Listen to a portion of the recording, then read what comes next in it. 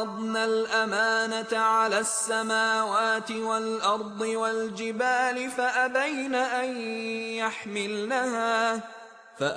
أن يحملنها وأشفقن منها وحملها الإنسان إنه كان ظلوما جهولا. And mankind took on this responsibility, and mankind was constantly in a state of oppression and constantly in a state of ignorance. And Sheikhul Islam ibn Taymiyah, rahimahullah, he comments on this ayah and he says, the essence of every evil in this world are these two things: oppression and ignorance. Oppression and ignorance are the essence of every single form of evil in this world.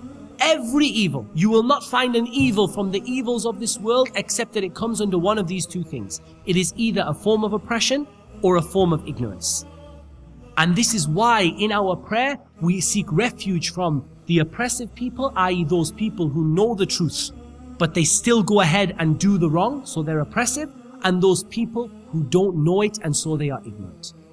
And like Ibn Taymiyyah said, all of the evil in the world comes from these two things: oppression and ignorance. Oppression and ignorance. So if we look at the state of mankind, if they don't embrace Islam, if they don't turn to Islam, if they don't correct their character by use of the means to correct it that are given to us in Islam, then what do they end up? They end up in a state of oppressing by when they know the truth and they don't do it, or a state of ignorance where they don't know the truth in the first place. And the shaitan, he builds upon these two things. And he builds upon them with two key things. He builds upon them with shahawat, and he builds upon them with shubuhat. So as for the issue of dhulm, of oppression, the shaitan builds upon this oppression by the means of shahawat, your desires. So the shaitan tries to get you to follow your desires, to follow what your soul craves for.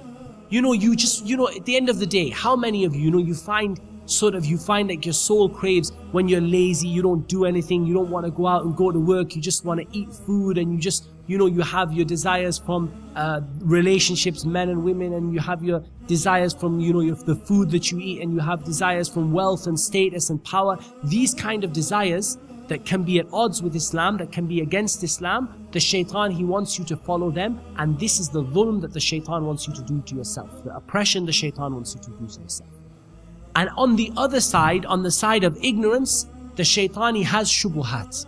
He spreads false ideas and false notions. He spreads misguidance amongst the people. Things that you hear it and you think that it's true, but it's not true. And the shaitan uses these to make you ignorant and to make you turn away from the path of Allah Azza wa Jalla.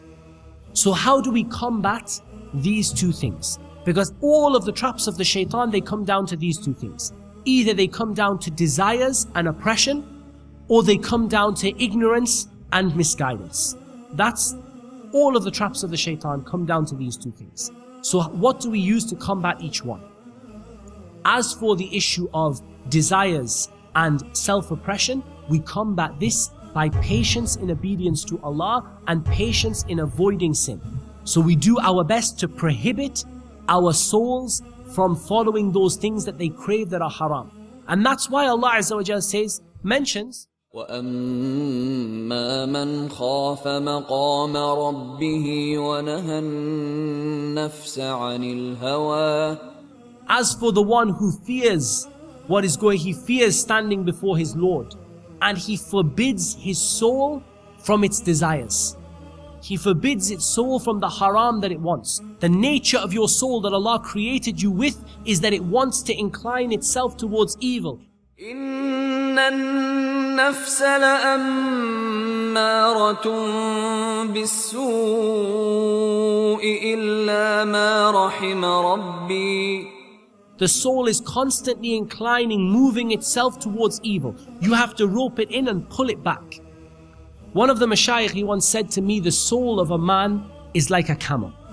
This is what he said to me. And I said, Sheikh, I have no idea what a camel is like, so you're going to have to explain this to me. So he said, look, it's this simple. The first time you ask a camel to sit for you, it takes all of your strength and you physically have to drag it down to the ground and hold it there.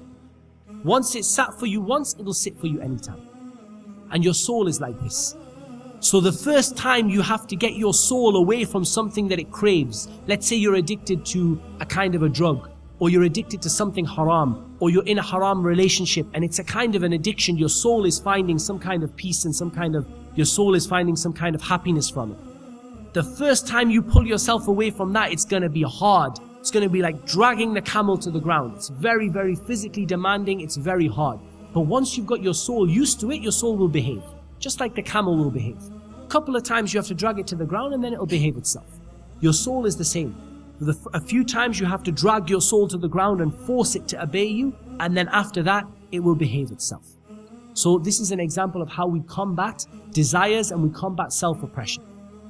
How do we combat ignorance and misguided notions and false beliefs that are spread amongst the people? We combat these by getting knowledge in Islam.